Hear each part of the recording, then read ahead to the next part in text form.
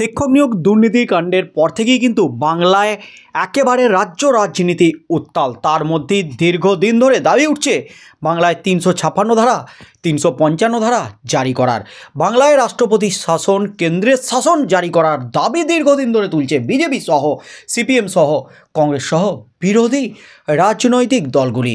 তার মধ্যে রাজ্যপালের উপর কিন্তু চাপ বাড়ছে বাংলায় ৩৫৬ ধারা জারি করার জন্য।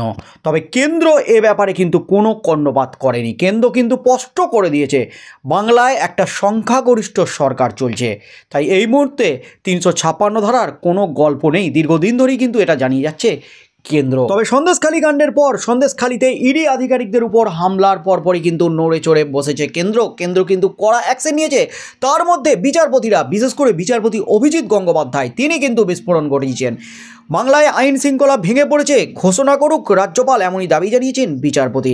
তার সাথে সাথে রাজ্যপালও কিন্তু কড়া অ্যাকশন নিয়েছেন।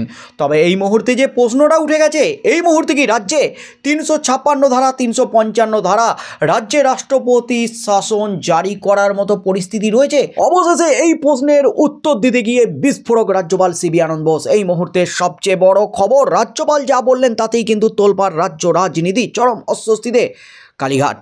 রাজ্যের আইন শৃঙ্খলা পরিস্থিতি নিয়ে প্রায়শই বিরোধীরা আক্রমণ করে থাকে শাসক শিবিরকে। সাম্প্রতিক অতীতে বিভিন্ন সময়ে রাজ্যে ৩৫৬ ধারা জারির দাবিও তুলেছে বিরোধীরা। সত্যিই কি এখন রাজ্যের আইন শৃঙ্খলা পরিস্থিতি ৩৫৬ ধারার মতো? TV9 বাংলায় ঠোঁট কাটা অনুষ্ঠানে সম্প্রচারিত এক্সক্লুসিভ সাক্ষাৎকারে বাংলার সামগ্রিক আইন শৃঙ্খলা পরিস্থিতি নিয়ে মুখ খুললেন রাজ্যপাল বোস। কী মনে করছেন রাজ্যপাল? বাংলার বর্তমান পরিস্থিতি কি ৩৫৬ ধারা জারি করার মতো? প্রশ্ন করায় রাজ্যপাল এই নিয়ে সরাসরি কোনো মন্তব্য করেননি। তবে রাজ্যের পরিস্থিতি নিয়ে খুব একটা যে সুখকর নয় সে কথা অবশ্যই মানছেন বোস। ৩৫৬ ধারার মতো পরিস্থিতি কিনা প্রশ্ন করায় বোস বলেন, আমি কোনো কিছু ওয়াইল্ড গেস করব না, তবে পরিস্থিতি সুখকর নয়। যে কোনো সরকারের প্রাথমিক দায়িত্ব নাগরিকদের জীবন ও সম্পত্তির নিরাপত্তা সুনিশ্চিত করা। এখানে যেটা হচ্ছে না, সাম্প্রতিক ঘটনাসহ বড় ঘটনায় তা প্রমাণিত হয়েছে। তবে রাজ্যপাল বোস এও মনে করছেন শুধুমাত্র বদনাম করে কেউ বাংলাকে দমিয়ে রাখতে পারবে না। তার মতে, আমি মনে করি বাংলা পূর্ণভূমি, বাংলার নিজস্ব অন্তর্নিহিত শক্তি আছে, বাংলাকে বদনাম করা সহজ নয়। রাজ্যের সাংবিধানিক প্রধানের কথায় বাংলা সাফল্যের দিকে এগোচ্ছে, সেই পথে বাধা তৈরি করছে কিছু শক্তি। মানুষ সেই শক্তিকে চিহ্নিত করে উচিত শিক্ষা দেবে। বাংলার দায়িত্ব নেওয়ার পর থেকেই রাজ্যপাল বোস রাজ্যের বিভিন্ন প্রান্তে ছুটে বেরিয়েছেন। বিশেষ করে পঞ্চায়েত নির্বাচনে ঘিরে অশান্তির আবহে যেখানেই হিংসার অভিযোগ পেয়েছেন সেখানেই ছুটে গেছেন তিনি।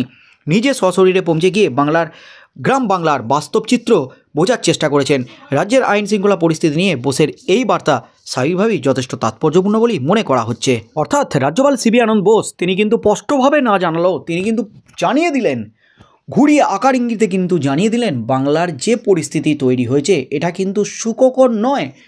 রাজ্যে আইন শৃঙ্খলা ভেঙে পড়ার মতো পরিস্থিতি তৈরি হয়েছে কিনা, ৩৫৬ ধারা জারি করার মতো পরিস্থিতি তৈরি হয়েছে কিনা, এই প্রশ্নটা করা হয়েছিল। কিন্তু সেখানে রাজ্যপাল সরাসরি উত্তর না দিলেও আকার ইঙ্গিতে কিন্তু কিছুটা জল্পনা উস্কে দিলেন রাষ্ট্রপতি শাসনের, এমনই মনে করছেন ওয়াকিবহল মহল।